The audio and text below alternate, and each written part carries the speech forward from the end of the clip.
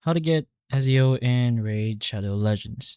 So, Ezio was originally obtained in an event, a character event, the normal character event in Raid Shadow Legends. Usually in a chase hub over here in Raid Shadow Legends, there's a character they put in a limited time event, and you can get them typically free or in some sort of phase.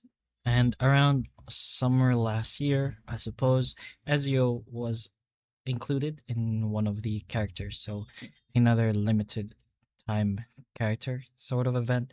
But there are times where Plarium brings back characters from time to time, or instead of bringing the character back, they allow it in another obtainable way, like a special event or in your portal or just some sort of summon.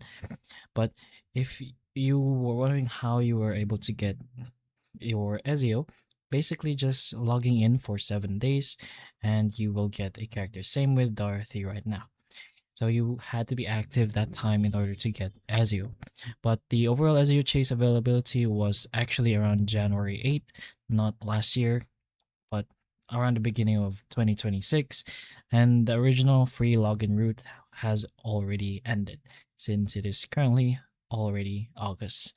But if you missed the event, you will need to wait for Polarium to officially make Ezio obtainable again, as we already mentioned, through your events, summon opportunities, or even an offer. So you're gonna have to keep an eye on another Ezio offer. Other than that, you could try taking a look at some limited time events. They disappear and appear. So take a look at the rewards or at the shop and see if you'll have the chance to get Ezio again. And of course, if Plarium does announce a rerun, that new official method would replace the older expired steps.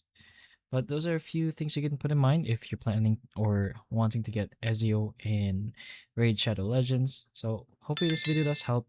If it can, please like and subscribe for more videos like this, and that's all.